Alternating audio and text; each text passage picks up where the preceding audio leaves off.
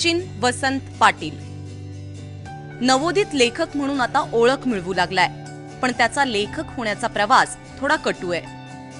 पदवीचं शिक्षण घेत असताना बैलगाडी घेऊन शेतात जात होता.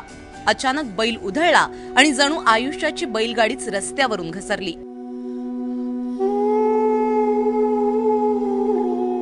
डोक्याला पाठीला जबर मार लागला. दोन्ही पायाचे मज्जातंतू निकामी झाले आणि कायमचं अपंगत्व आलं.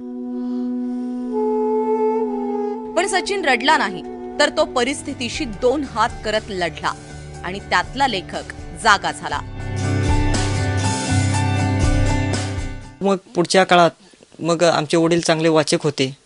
मग ते चांगली चांगली पुस्तकं वाचनालयातून आणून मला वाचायला देऊ लागले. मग ती पुस्तकं मी वाचू लागलो आणि त्यामध्ये माझी जन्मठेपसारखं पुस्तक असू दे किंवा पॅपेलॉनसारखं पुस्तक असू दे, त्यातून मला लेखनाची प्रेरणा मिळाली आणि मग मी थोडं थोडं लिहू लागलो. सचिन अंथरुणात खिळून राहिला नाही, तर त्याने लिखाणाचा धडाका लावलाय. ग्रामीण आणि शेतकऱ्यांविषयी तो तळमळीने लिहितो. सांगावा या पहिल्या कथासंग्रहाला अनेक राज्यस्तरीय पुरस्कार मिळाले. येरे येरे पैसा, अवकाळी विळखा हे कथासंग्रह प्रकाशित झाले.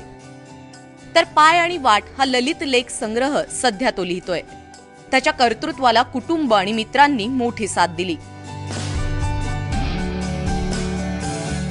झोपूनच असतोय, दुसरं काय त्याला इकडं तिकडं काय करता येत नाही. उठून उभा राहून नसतं, वॉकरनं चालतोय. आत्ता ते पण लिहायला लागला. आता थोडं थोडं पुस्तकं 2-3 प्रकाशित झाली, पुरस्कार मिळाले बरेचसेच. लिखाणाचा त्यांना हा छंद अपघातानंतर लागला आणि तो इतका आता प्रसिद्ध झाला की आता त्याचे कितीतरी लेखकांच्या संपर्कात आले, कितीतरी पुरस्कार मिळाले आणि आता हे बघून आम्हाला त्यांच्यावर अभिमान आहे. अपंगत्वामुळे सचिन पूर्णपणे खचला होता. आत्महत्या करण्याचा विचारही डोकावून गेला. पण पुस्तक नावाच्या मित्राने सचिनला साथ दिली आणि सचिनचं आयुष्य बदलून गेलंय. सचिनची लेखणी अशीच बहरत राहो आणि त्याच्याकडून दर्जेदार साहित्य निर्मिती हो, हीच शुभेच्छा. कुलदीप मानेसह ब्युरो रिपोर्ट, ABP माझा, सांगली.